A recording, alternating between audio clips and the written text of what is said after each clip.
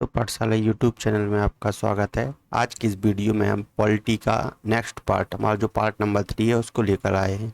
इसके पहले के हमने 40 इंपॉर्टेंट क्वेश्चन कर चुके हैं। यदि आपने भाई नहीं देखे हैं तो ऊपर दिए गए आई बटन पर आप जाकर उन वीडियो को देख सकते हैं। यदि आप चाहें तो डिस्क्रिप्शन में दी गई लिंक पर भी जाकर उन वीडियो को देख सकते हैं। तो और यदि आप इस चैनल पर नए हैं तो चैनल को सब्सक्राइब करें और बेल आइकन को प्रेस करना ना भूलें, ताकि आने वाली वीडियो का नोटिफिकेशन आपको मिल सके। चलिए वीडियो को स्टार्ट करते हैं। सबसे पहला क्वेश्चन है हमारा कि भारत का प्रधानमंत्री उसकी सरकार के खिलाफ अविश्वास प्रस्ताव में भाग नहीं ले सकता जब वह गठबंधन सरकार चलाता हो, वह राज्यसभा का सदस्य हो, वह लोकसभा का सदस्य हो, या फिर जब उसके पास कम सांसद हो। तो इसका करेक्ट आंसर होगा ऑप्शन नंबर बी, जब वह राज्यसभा का सदस्य हो। यदि भारत का प्रधानमंत्री राज्यसभा का सदस्य हो तो वह केवल राज्यसभा में ही वोट कर सकता है, जबकि अविश्वास प्रस्ताव लोकसभा में ही पेश होता है। इसलिए भारत का प्रधानमंत्री उसकी सरकार के खिलाफ अविश्वास प्रस्ताव में भाग नहीं ले सकता जब वह राज्यसभा का सदस्य हो। अगले क्वेश्चन पे चलते हैं हम। अगला क्वेश्चन है कि भारत के राष्ट्रपति बनने के लिए न्यूनतम आयु है, यह हमसे पूछी गई 25, 30, 35 या 40। तो इसका करेक्ट आंसर है 35। भारत के राष्ट्रपति के रूप में कार्य करने के लिए न्यूनतम आयु 35 वर्ष है। उपराष्ट्रपति के रूप में कार्य करने के लिए भी न्यूनतम आयु 35 वर्ष है। इसके अलावा राष्ट्रपति पागल या दिवालिया नहीं होना चाहिए। अगला क्वेश्चन है हमारा कि भारतीय संविधान के अनुसार किसी राज्य की विधानसभा में अधिकतम कितने सदस्य हो सकते हैं। इसका करेक्ट आंसर है ऑप्शन नंबर ए, 500। भारतीय संविधान के अनुसार किसी राज्य की विधानसभा में 500 से अधिक और 60 से कम सदस्य नहीं हो सकते।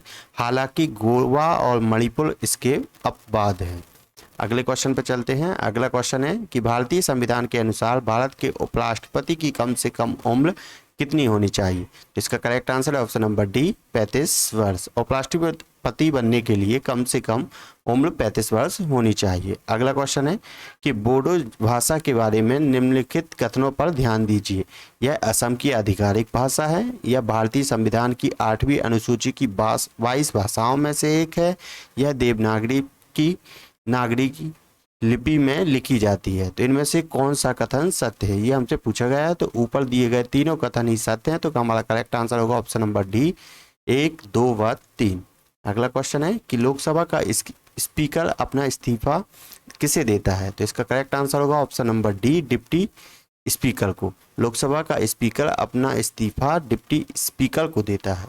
नेक्स्ट क्वेश्चन पे चलते हैं। नेक्स्ट क्वेश्चन है कि भारत में पहली बार आम चुनाव कब हुए थे। इसका करेक्ट आंसर है ऑप्शन नंबर सी, 1951 में। भारत में पहली बार आम चुनाव 25 अक्टूबर 1951 से 27 मार्च 1952 तक हुए। अगले क्वेश्चन पर है कि अस्पृश्यता का अंत भारतीय संविधान के कौन से अनुच्छेद में है। तो इसका करेक्ट आंसर है ऑप्शन नंबर डी, अनुच्छेद 17। अस्पृश्यता का अंत भारतीय संविधान के अनुच्छेद 17 में है। इसे और मजबूत करने के लिए संसद ने अस्पृश्यता निवारण अधिनियम 1955 पारित किया।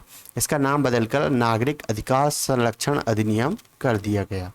अगला क्वेश्चन है कि सिंधी भाषा भारतीय संविधान की 8वीं अनुसूची में कब शामिल हुई। करेक्ट आंसर है ऑप्शन नंबर बी, 1967। भारत के संविधान में प्रत्येक भारतीय राज्यों के लिए राज्य स्तर पर संचार के लिए अपनी आधिकारिक भाषा चुनने के लिए एक प्रावधान किया गया है, और आधिकारिक प्रयोग के लिए 8वीं अनुसूची में भाषाओं की व्यवस्था की गई है। मुख्य रूप से इसमें 14 भाषाएं हैं। अन्य भाषाएं निम्नलिखित प्रकार से जोड़ी गई हैं। सिंधी 21वें संविधान संशोधन 1967 में, कोंकणी, मणिपुरी और नेपाली भाषा 71वें संशोधन 1992 में, बोडो, डोगरी, संथाली और मैथिली 92वें संविधान संशोधन 2004 में। अगला क्वेश्चन है कि संविधान में संशोधन का अधिकार निम्नलिखित में से किसे है। इसका करेक्ट आंसर है ऑप्शन नंबर बी, संसद। भारतीय संविधान के भाग 20 के अनुच्छेद 368 के अनुसार संसद निर्धारित प्रक्रिया के अनुसार संविधान के किसी भी प्रावधान को जोड़, संशोधित या निरस्त कर सकती है।